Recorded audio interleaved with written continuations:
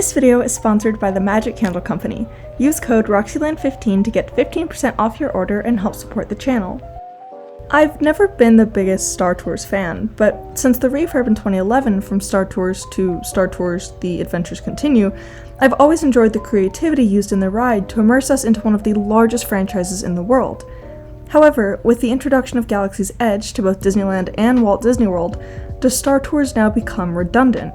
Now, any discussion about Star Tours can't truly begin without discussing Tomorrowland.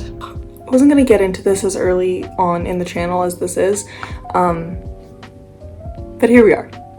In the simplest SparkNotes way to describe the situation with Tomorrowland, its original concept was to be a land showcasing the improving technology of tomorrow. With attractions like House of the Future, Flight to the Moon, Autopia, and even the People Mover, guests got a peek into the technology and experiences that were right around the corner. But the thing about the future is that it is on an endless collision course with today, so you constantly have to be able to update it and improve it. So lands like Frontierland or even New Orleans Square are locked in a specific time in history and don't have to change because they're in the past. But Tomorrowland has to constantly be able to update itself. A potential project called Tomorrowland 2055 could have momentarily fixed this problem, but it wound up being shelved due to budget cuts. So the two ways to fix Tomorrowland are to either extend its future to one that is so unrecognizable, or to focus on the retrofuturism look that, in my opinion, never goes out of style. So now that that's out of the way, we can start to look at the redundancy of Star Tours and what it could possibly be replaced with. This comparison has been made a million times, but I'm going to make it as well. Smuggler's Run is literally just a better Star Tours.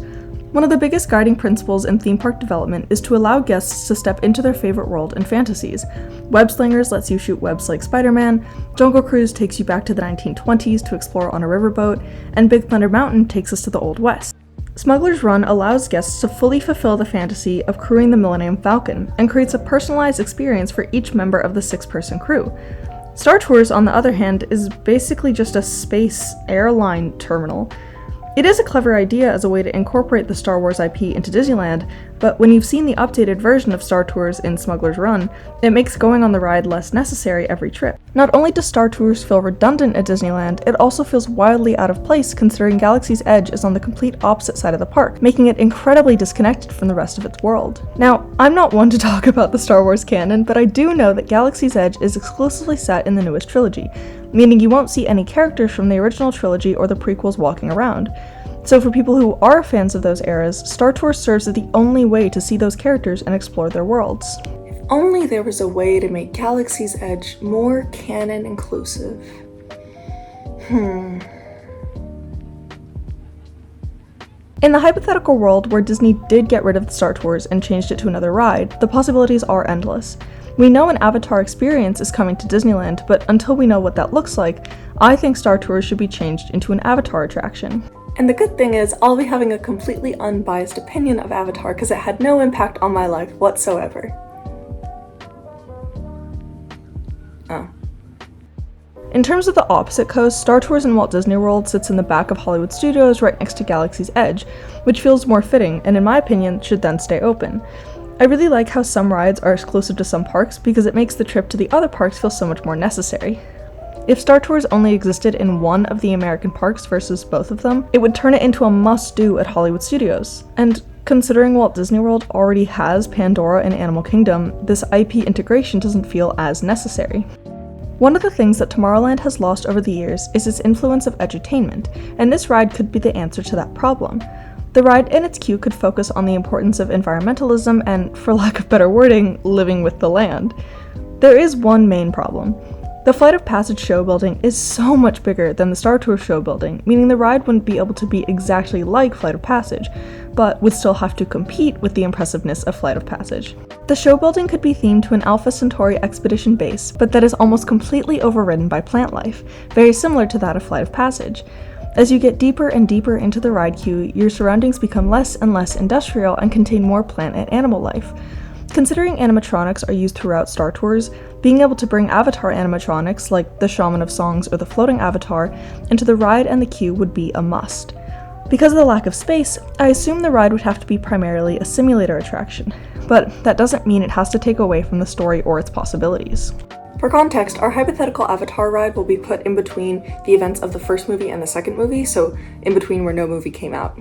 We are all new members of the Pandora Conservation Initiative and are being brought on a tour to begin our first day of training. The only downside of the story placement being between the movies of 1 and 2 is that we won't get my favorite characters, Trudy, played by Michelle Rodriguez, and Dr. Grace Augustine, played by Sigourney Weaver, but it's okay, I'll get over it. By focusing on the beauty and color of the world of Pandora, the simulator ride is very quickly taken from a run-of-the-mill attraction to something bigger than itself.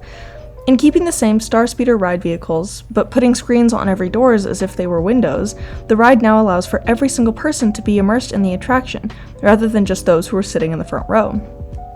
Instead of C-3PO, our driver could be an avatar who works with the Na'vi to protect the land on Pandora. The driver could say some of Rex the droid's old lines like, "Sorry folks, try to do better next time.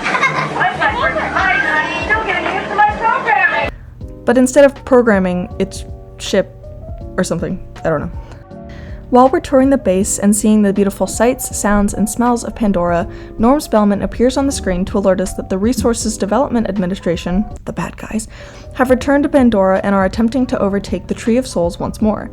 He tells our avatar to turn our tour around and get away from the area, but when we try to make an escape, we are put face to face with amp suit wearing soldiers. There's nowhere to run. With our new call to action, we fight alongside Jake and Neytiri to protect the Tree of Souls and once more drive the RDA out of Pandora. After successfully defeating the RDA, we are thanked by Norm, Jake, and Neytiri and are brought back to our loading dock. Because of the fight, our vehicle has taken quite the hit, and we can now see through some parts of the roof and the walls. Our driver thanks us for our bravery and sends us on our way. Not only would this bring some fresh paint to Tomorrowland, it could also help update a land that has inarguably lost its way over the past few years. So what do you think? Should Star Tours be left because of the history and the nostalgia that it carries, or is it time for this ride to jump to Lightspeed? Let me know in the comments!